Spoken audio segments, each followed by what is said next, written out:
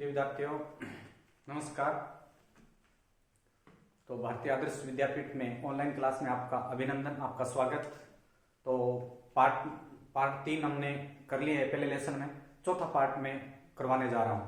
तो चंद्रगुप्त फर्स्ट तक हमने पढ़ लिया था और आज मैं गुप्त साम्राज्य में समुद्रगुप्त शुरू करता हूं। क्या करता हूं? समुद्रगुप्त का शासन काल था 335 ईस्वी से 375 ईस्वी तक। यह समुद्रगुप्त का कार्यकाल था 335 से 375 ईस्वी तक। उसके बाद में यदि ये टॉपिक ये बन रहा है समुद्रगुप्त के बारे में, जो क्वेश्चन बन रहे हैं वो इस तरह से बन रहे हैं, अच्छा क्वेश्चन आने लायक कि समुद्रगुप्त का जो शासन अवधि थी 335 से 375। अब इसके हमें जानने का प्रमाण, भाई इसकी जानकारी हमें किससे मिलती है? तो आपको सबसे पहले ध्यान में रखना है, एक तो प्रयाग प्रशस्ति, क्या? एक तो प्रयाग प्रशस्ति और एक है एरन अभिलेख। एरन अभिलेख, ये दो ऐसे प्रमाण हैं जिससे हमें समुद्रगुप्त की जानकारी प्राप्त होती है। एक तो कौन से? प्रयाग प्रशस्ति से, एक एरन अभिलेख से। तो सबसे पहले आपका ये क्वेश्चन बनता है कि समुद्रगुप्त को की जो उपलब्धि है या समुद्रगुप्त की जो विजय हैं, उन विजयों की जानकारी हमें किस प्रशस्ति मिलती है? प्रयाग प्रशस्ति। या तो आपके प्रयाग प्रशस्ति आता है, या अक्सर वर्तमान में इसको, प्राचीन समय में प्रयाग कहा जाता, वर्तमान में इसको क्या कहते हैं? इलाहाबाद। इसकी जानकारी हमें इलाहाबाद प्रशस्ति से मिलती है। एरन अभिलेख, तो समुद्रगुप्त की उपलब्धि या समुद्रगुप्त की जो विजय उनकी जानकारी हमें प्रयाग प्रशस्ति से मिलती है, जो इलाहाबाद से मिलती है। और एरन अभिलेख ये मध्य प्रदेश में, मतलब सागर जिला है मध्य प्रदेश का, सागर जिले में, और एमपी मध्य प्रदेश में ये एरन अभिलेख है। अब आपसे प्रश्न बना है कि समुद्रगुप्त, तो आपको पता है समुद्रगुप्त चंद्रगुप्त का बेटा था, बहुत बड़ा प्रतापी शासक था। इसको भारत का नेपोलियन कहते हैं। इसे क्या कहते हैं? इसे भारत का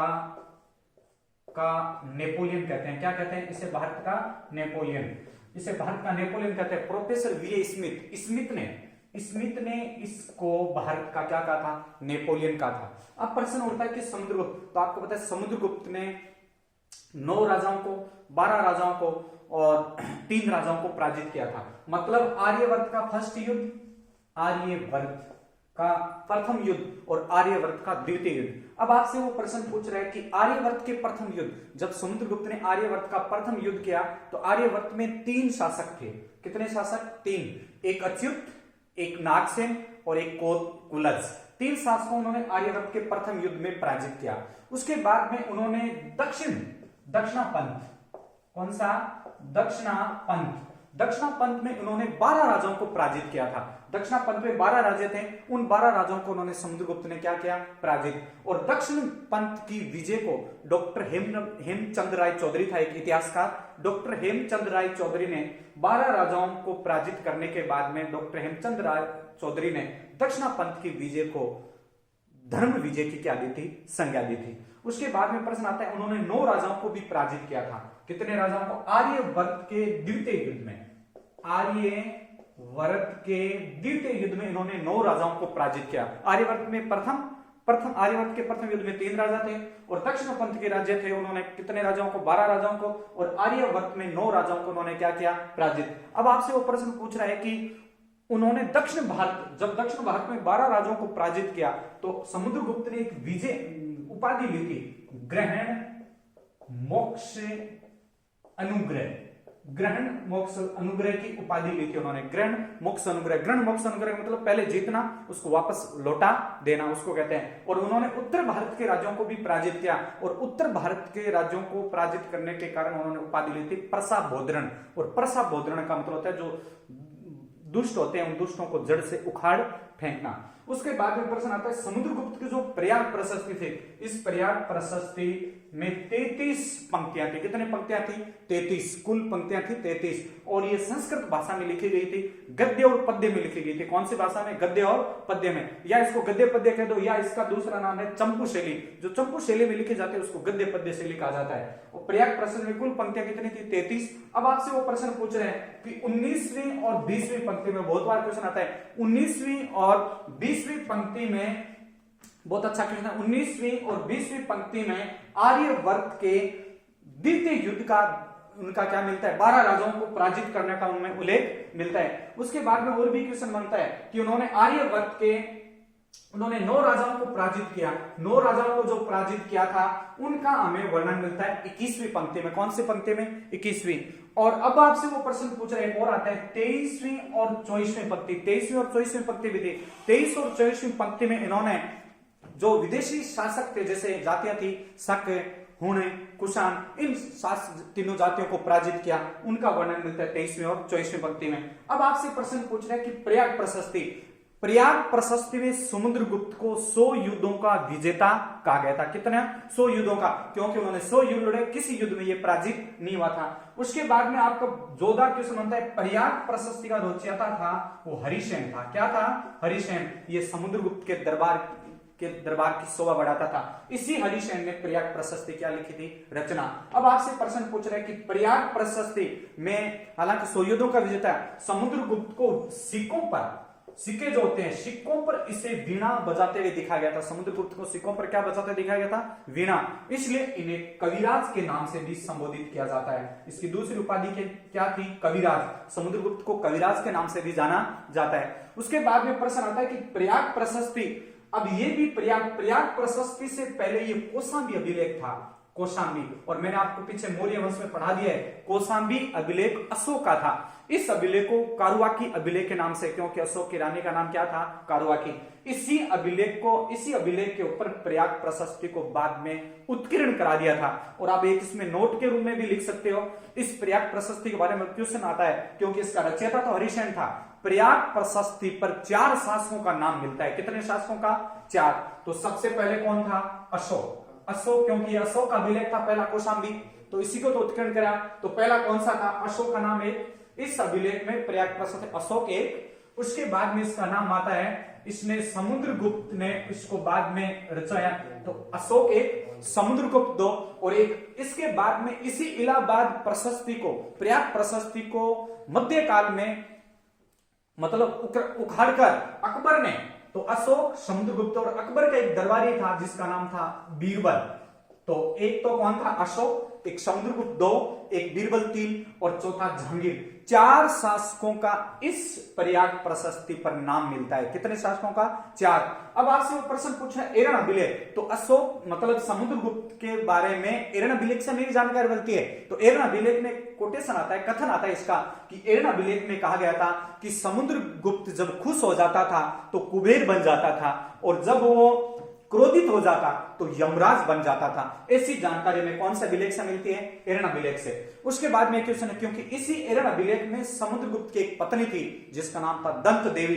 दंत देवी का भी इसमें क्या मिलता है, नाम उल्लेख। उसके बाद में और बढ़िया टॉपिक बनते हैं कि हरिसेन के पास गुप्त काल में हरिसेन एक ऐसा शासक था, इस हरिसेन के पास 3 पद थे और किसी गुप्त शासक के पास 3 पद नहीं थे। हरिसेन के पास 3, क्योंकि गुप्त काल में शब्दावली होती थी। हरिसेन के पास 3 पद थे। एक तो कुमार मत्य था, एक ये महासंधि विग्रही था। तो कुमार मत्य का मतलब होता है जज, और महासंधि विग्रही का मतलब होता है युद्ध शांति विभाग का मंत्री, और एक इसके पास पद होता महादंडनायक। ये 3 पद थे। एकमात्र ऐसा व्यक्ति था जिसके पास गुप्त काल में 3 पदों को सुशोभित करता था। तो उसके बाद में और भी प्रश्न बनता है, समुद्रगुप्त के दरबार में एक बौद्ध धर्म का विद्वान रहता था जिसका नाम था वसुबंधु। ये उसके दरबार की क्या बढ़ाता था, शोभा। तो समुद्रगुप्त बौद्ध प्रतापी, समुद्रगुप्त ने दक्षिणी विजय के लिए, दक्षिणी विजय, उत्तरी भारत की विजय, किसी विजय में ये पराजित नहीं होता था, इसलिए इसे स्मिथ ने भारत का क्या कह दिया, नेपोलियन। तो ये था आपका कौन सा टॉपिक, समुद्रगुप्त। उसके बाद में टॉपिक बनता है आपके बढ़िया, समुद्रगुप्त के बाद में देखो एक अच्छा टॉपिक और बनता है कि 2 शासक और आए थे, अयोग्य शासक। हालांकि आपके जैसे एक बुक में तो नहीं है, लेकिन थोड़ा सा हमें इसकी जानकारी बने। राम, समुद्रगुप्त और चंद्रगुप्त विक्रमादित्य के बीच में एक अयोग्य शासक आया था जिसका नाम था रामगुप्त। हालांकि मैं आपको ध्यान में रखना है कि जितने भी शासक थे उनकी जानकारी हमें अभिलेखों के माध्यम से मिलती थी, लेकिन रामगुप्त भारत का एकमात्र ऐसा शासक था जिसकी जानकारी हमें अभिलेखों के माध्यम से नहीं मिलती है। तो आपको ध्यान में रखना है कि रामगुप्त बीच में आया था। तो रामगुप्त का शासन था 375 से, हालांकि इसे 375 से 380 तक अयोग्य शासक था एक बार। अब आपसे प्रश्न पूछो, रामगुप्त कितना अयोग्य शासक था, निर्बल था, लेकिन ये इनकी जानकारी हमें अभिलेखों के माध्यम से नहीं मिलती। रामगुप्त की जानकारी के स्रोत मैं बता सकता हूं, बहुत शानदार है, ये क्वेश्चन आता भी है बहुत बार। रामगुप्त की जानकारी हमें 3 या 4 पुस्तकों से मिलती है, तो मैं नाम बता रहा हूं। एक तो बाण भट्ट की पुस्तक, आप नाटक भी देखते होंगे, इसका नाटक आता है बाण भट्ट की, पहले नाटक आता था हर्षचरित और कादम्बरी। बाण भट्ट की पुस्तक थी जिसका नाम था हर्षचरित। कौन सी पुस्तक? हर्षचरित। एक तो इसका ये प्रमाण है जानने का, रामगुप्त की जानकारी। दूसरी पुस्तक, एक राजशेखर नाम का विद्वान था, बहुत बड़ा विद्वान था राजशेखर। राजशेखर की एक रचना थी काव्य मीमांसा। और तीसरी यदि हम इसकी जानकारी करें तो आपको पता है, एक तो बाण भट्ट की पुस्तक हर्षचरित, एक राजशेखर की पुस्तक काव्य मीमांसा, और एक बहुत बड़े मौर्य काल में इतिहासकार हुए थे, विद्वान थे, जिसका नाम था विशाखादत्त। और विशाखादत्त ने एक नाटक लिखा था देवी चंद्रगुप्तम। और भी इसकी जानकारी प्राप्त कर सकते हैं। एक अमोघ वर्ष था राष्ट्रकूट वंश का शासक, आपके जब मैं आपको राष्ट्रकूट वंश पढ़ाऊंगा तो अमोघ वर्ष का एक अभिलेख था, सजन ताम्र अभिलेख, जो महाराष्ट्र में। इन मतलब पात्रों से हमें जानकारी किसके बारे में मिलती है? रामगुप्त की। लेकिन रामगुप्त की जानकारी हमें अभिलेखों के माध्यम से नहीं मिलती है, हमें सिर्फ पुस्तकों के माध्यम से मिलती है। अब प्रश्न आता है कि समुद्रगुप्त के दो अयोग्य दो मतलब समुद्रगुप्त के पुत्र थे, एक रामगुप्त था, एक चंद्रगुप्त विक्रमादित्य। तो रामगुप्त बड़ा था, रामगुप्त अयोग्य था। इसी रामगुप्त को बाद में चंद्रगुप्त रामगुप्त की पत्नी थी ध्रुव देवी। इस रामगुप्त को मारने के बाद चंद्रगुप्त विक्रमादित्य ध्रुव देवी से क्या कर ली? शादी। और रामगुप्त के बाद में कौन सा और एक और अच्छा क्वेश्चन बनता है, आप इसको नोट के रूप में कर सकते हो। रामगुप्त मतलब इतने गुप्त शासक आए, इन रामगुप्त एकमात्र ऐसा शासक था जिन्होंने भारत में तांबे के सिक्के चलाए, बाकी किसी गुप्त शासक ने तांबे के सिक्के नहीं चलाए। तो उसके बाद में टॉपिक आपके आता है चंद्रगुप्त विक्रमादित्य। ये शानदार टॉपिक है, चंद्रगुप्त विक्रमादित्य सेकंड, चंद्रगुप्त विक्रमादित्य सेकंड, या विक्रमादित्य कह दो या चंद्रगुप्त सेकंड कह दो। तो इसकी समय अवधि थी 380 ईस्वी से लेकर 412 ईस्वी तक। बहुत अच्छा क्वेश्चन है। अब देखो, मैं इसको आपको सबसे आपकी बुक में दे रखा है कि सबसे पहले चंद्रगुप्त, क्योंकि चंद्रगुप्त विक्रमादित्य समुद्रगुप्त का बेटा था रामगुप्त के बाद में। तो अब आपसे प्रश्न पूछता है कि चंद्रगुप्त को कई उपाधियां, इसकी उपाधि लिख दो बनाई। चंद्रगुप्त विक्रमादित्य को किन किन उपाधियों के नाम से जाना जाता है? तो इसको देखो, देवराज भी कहते हैं, एक तो देवराज, एक देवश्री, एक देवराज कहते हैं, एक देवश्री कहते हैं, एक देवगुप्त कहते हैं, और विक्रमादित्य कहते हैं, विक्रमादित्य, और सकारी भी कहते हैं। ये इनकी उपाधियां थी। इन उपाधियों के नाम से चंद्रगुप्त विक्रमादित्य को जाना जाता था। अब आपसे क्वेश्चन, एक और इनका अभिलेख था, सांची का अभिलेख, सांची का अभिलेख या सांची का स्तंभ अभिलेख कह दो, सांची का स्तंभ लेख और मथुरा ये अभिलेख, और एक और उदयगिरी अभिलेख। अब आपसे इसके बारे में ध्यान में रखना है कि चंद्रगुप्त विक्रमादित्य की उपाधियां थी। चंद्रगुप्त विक्रमादित्य के शासन था 380 से 412। तो उपाधि देवराज, क्योंकि चंद्रगुप्त विक्रमादित्य को देवराज के नाम से भी जाना जाता है, देवश्री के नाम से भी जाना जाता है। उदयगिरी, अब आपसे ध्यान में रखना है, उदयगिरी अभिलेख भिलसा, मध्य प्रदेश में भिलसा जगह है, मध्य प्रदेश में है। इस अभिलेख में चंद्रगुप्त का एक दरबारी था जिसका नाम था वीरसेन। बहुत अच्छा क्वेश्चन है, वीरसेन इसका रचयिता था, उदयगिरी अभिलेख का रचयिता था। तो आपको पता है उदयगिरी अभिलेख भिलसा मध्य प्रदेश में, इस उदयगिरी अभिलेख का रचयिता था वीरसेन, जो आपको पता है शैव धर्म को मानता था। ये चंद्रगुप्त के विक्रमादित्य के दरबार में था। अब प्रश्न आता है विक्रमादित्य, क्योंकि चंद्रगुप्त विक्रमादित्य ने विक्रमादित्य की उपाधि धारण की थी। और सांची का स्तंभ अभिलेख ये भी अशोक है और इसका चंद्रगुप्त का है। मथुरा स्तंभ अभिलेख, मथुरा स्तंभ अभिलेख चंद्रगुप्त विक्रमादित्य का पहला अभिलेख था, जिस पर 61वें सवते से लिख रखा है। तो आपको मैंने एक चीज बताई थी, याद है तो पीछे भूतपूर्व पहले बता चुका हूं कि गुप्त संवत, तो आपको बताए गुप्त संवत की सन था 319 ईस्वी में, इस ईस्वी में था 319। अब आप निकालो बनाए, क्योंकि चंद्रगुप्त विक्रमादित्य 61वें सवत, वो कह रहा है 61वें सवत, मथुरा स्तंभ अभिलेख में आगे सवत लिखा हुआ है 61वें सवत, तो आप 319 में 61 जोड़ दो, 319 में 61 जोड़ते हैं तो 380 आते हैं। तो 380 में शासक कौन बना? चंद्रगुप्त विक्रमादित्य बना। अब आपसे प्रश्न पूछ रहे, एक और आता है मेहरोली। तो आपको पता है चंद्रगुप्त विक्रमादित्य 380 480, देवराज, देवश्री, देवगुप्त, विक्रमादित्य, सांची, शकारी, ये भी अच्छा है। भारतीय अनुश्रुतियों के अनुसार इसे शकारी भी कहा जाता है, क्योंकि उन्होंने सक्त जाति का उन्मूलन किया था, सक्त जाति को नष्ट किया था, इसलिए इसका नाम क्या पड़ा? शकारी। अब उसके बाद में एक और आता है मेहरोली। बहुत अच्छा क्वेश्चन है, मेहरोली स्तंभ लेख, मेहरोली स्तंभ लेख। तो आपको पता है ये दिल्ली में है और कुतुब मीनार के पास इस मेहरौली स्तंभ की लेख है कि आज 1500 वर्ष हो गए, लोहे का है, फिर भी इसके जंग नहीं लगा। ये इस मेहरौली, ये भी चंद्रगुप्त विक्रमादित्य की उपलब्धियों के बारे में जानकारी देता है। और इसी मेहरौली स्तंभ अभिलेख में चंद्रगुप्त का, अच्छा क्वेश्चन इन्वर्टेड कॉमा है, चंद्रगुप्त का नाम क्या मिलता है? चंद्र मिलता है। उसके बाद में और भी क्वेश्चन आते हैं। चंद्रगुप्त विक्रमादित्य के शासनकाल को नवरत्न मतलब स्वर्ण काल के नाम से जाना जाता है। चंद्र विक्रमादित्य का जो शासनकाल था वो स्वर्ण युग था। क्या था?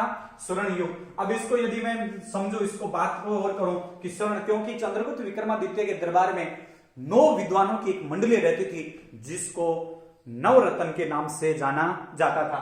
तो इसमें आप पढ़ भी सकते हो कि नवरत्न कौन से। तो आप सबसे पहला कालिदास, इसके दरबार में कालिदास एक बहुत बड़ा विद्वान रहता था। कालिदास ने, आपको पता है, 3 तो नाटक, 2 खंड काव्य, 2 महाकाव्य लिखे थे। तो कालिदास इसके दरबार में बहुत बड़ा विद्वान था। उसके बाद में धनवंतरी, ये इसके दरबार में एक चिकित्सक थे जिसके याद में धनतेरस मनाते हैं। तो कालिदास एक, धनवंतरी 2, और वेताल भट्ट, ये इसके बहुत बड़े जादूगर थे। वेताल भट्ट भी इसके दरबार में थे। इसके दरबार में वेताल भट्ट भी रहते थे।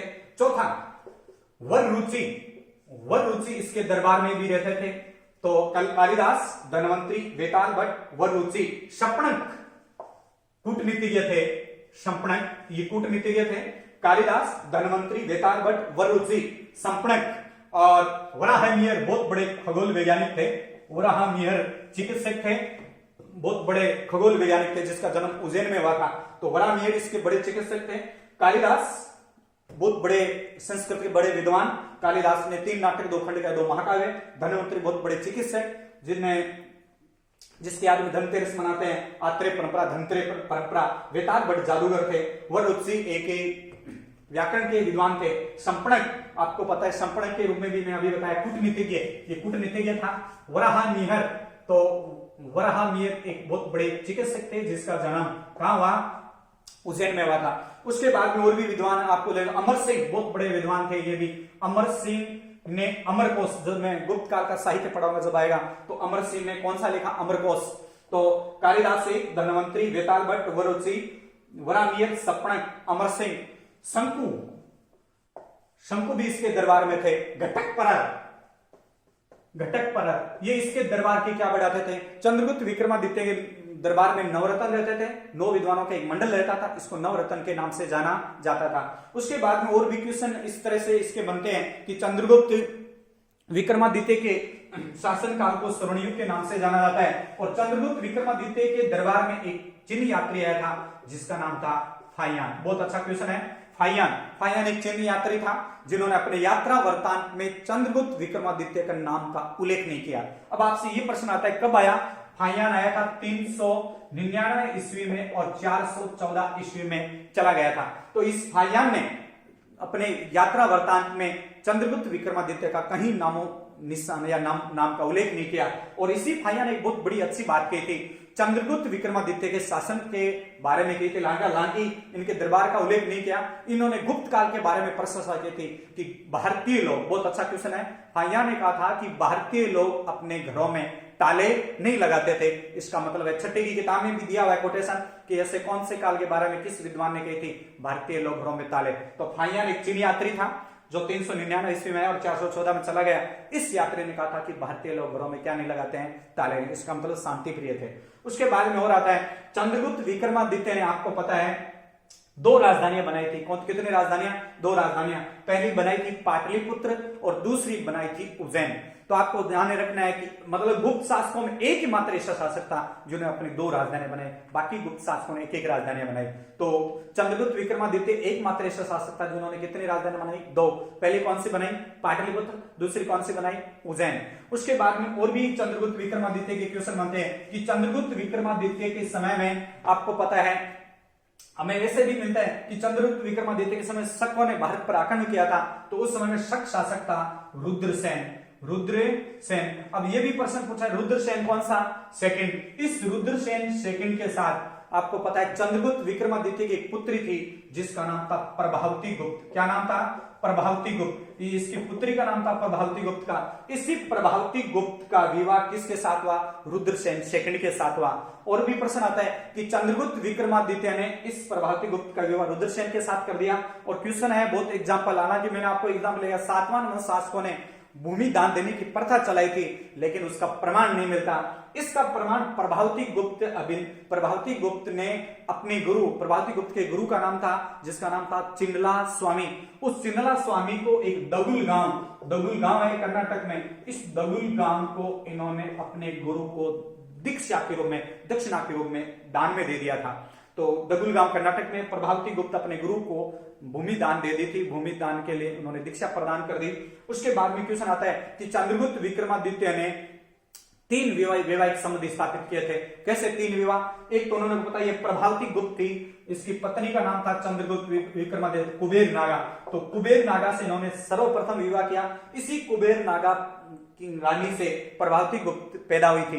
तो चंद्रगुप्त विक्रमादित्य ने 3 रानियों से वैवाहिक संबंध स्थापित किए। पहला नागवंश कुबेर नागा हो गई।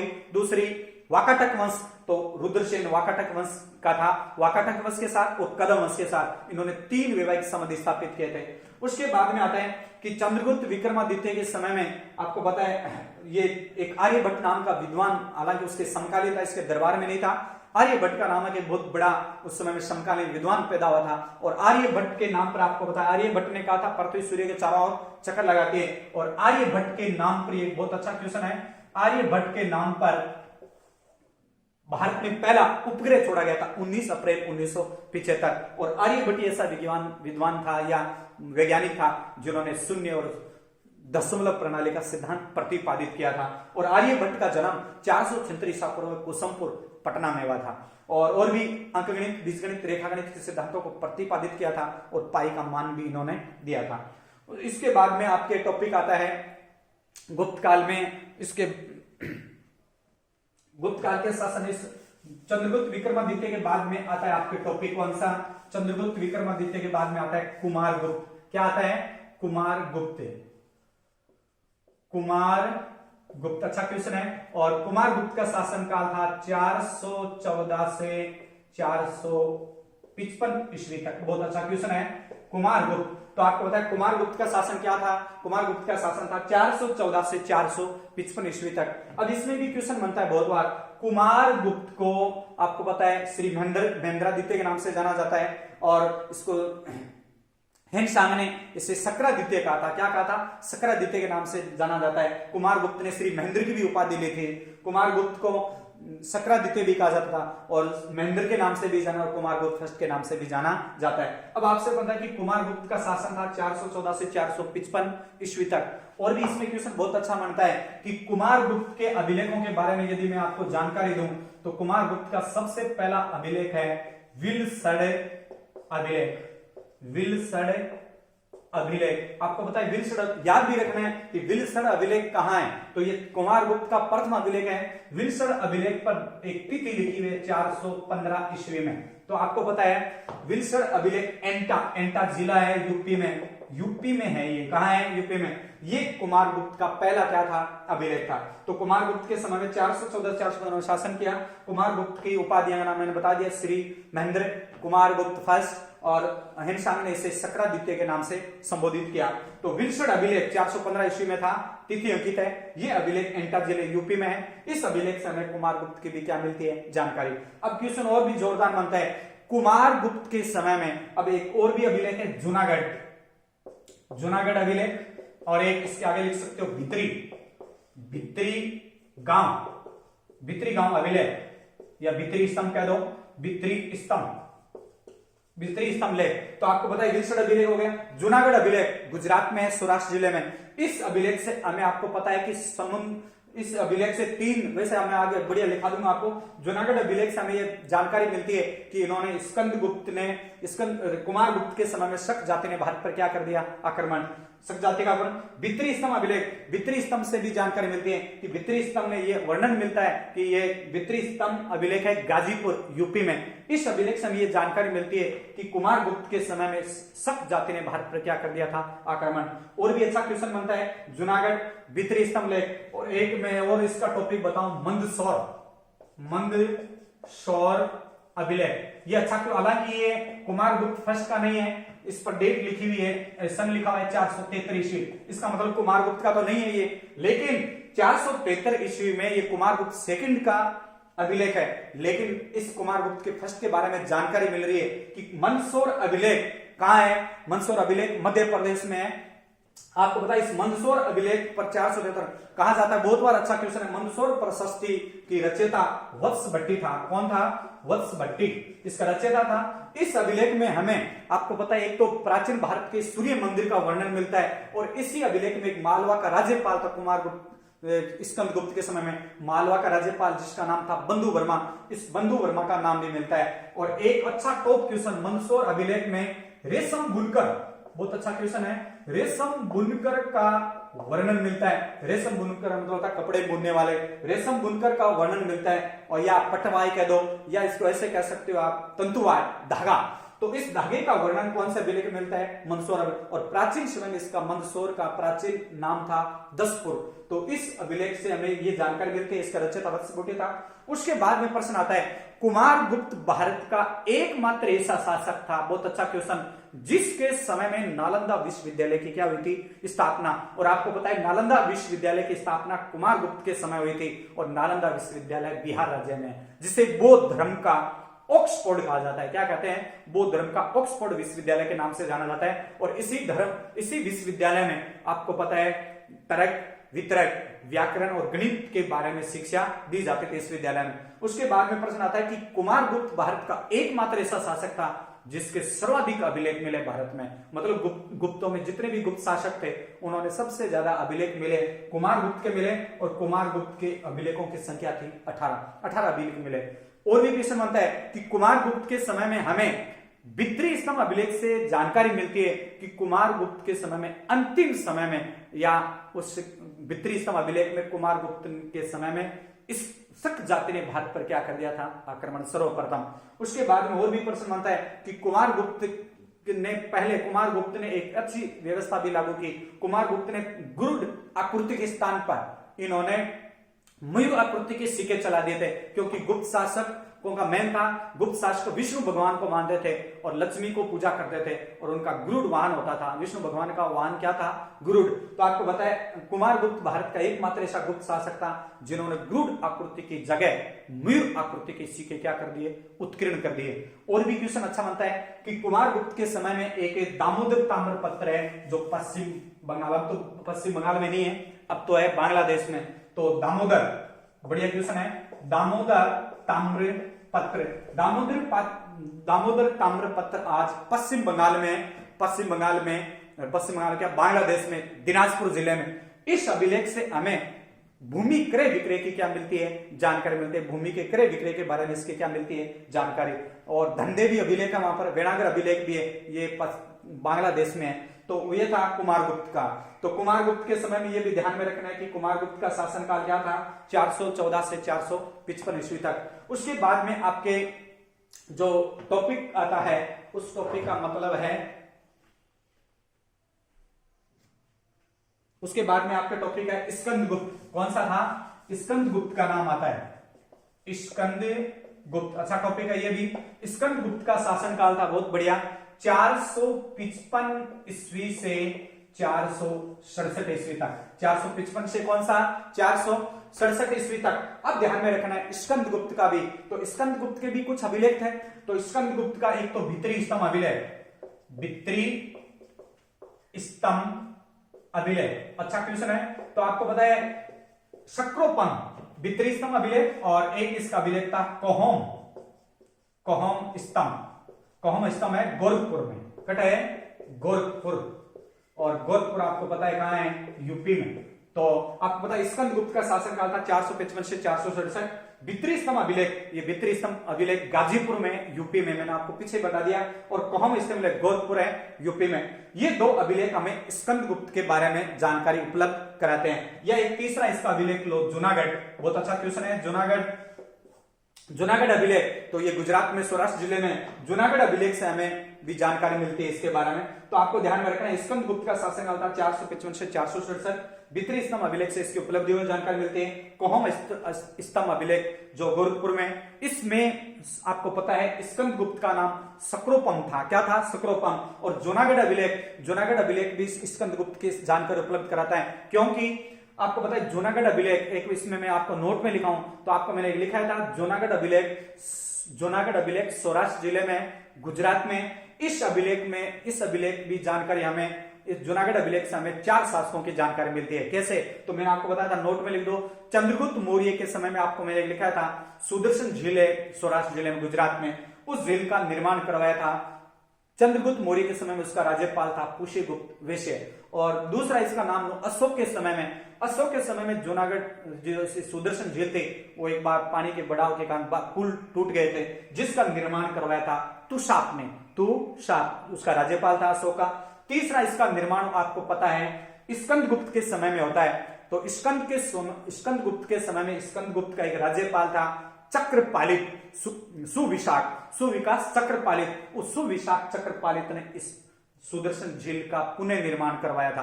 तो हमें इसे जानकारी यह है कि सुदर्शन झील का निर्माण कौन से अभिलेख में मिलता है? तो जूनागढ़।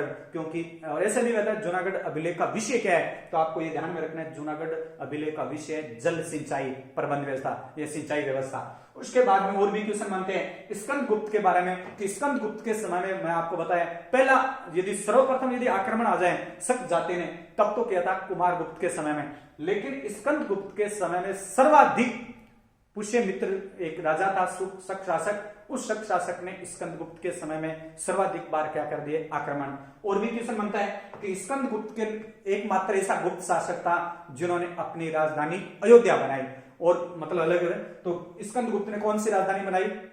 अयोध्या बनाई। उसके बाद में और बढ़िया लिखा जा सकता है स्कंद गुप्त भारत का एकमात्र ऐसा शासक था जिन्होंने सोने, हालांकि गुप्त शासक सोने के सिक्के चलाते थे, इन्होंने और क्या क्या गुप्त मतलब स्कंद गुप्त से पहले जितने भी शासक थे उन्होंने सोने के जो सिक्के चलाए, उनका जो सोने के सिक्के का जो वजन था वो था 118 ग्रेन से 123 ग्रेन, ये इनका वजन था। लेकिन स्कंद गुप्त के समय आते ही सोने के सिक्कों का वजन बढ़ गया। कितना?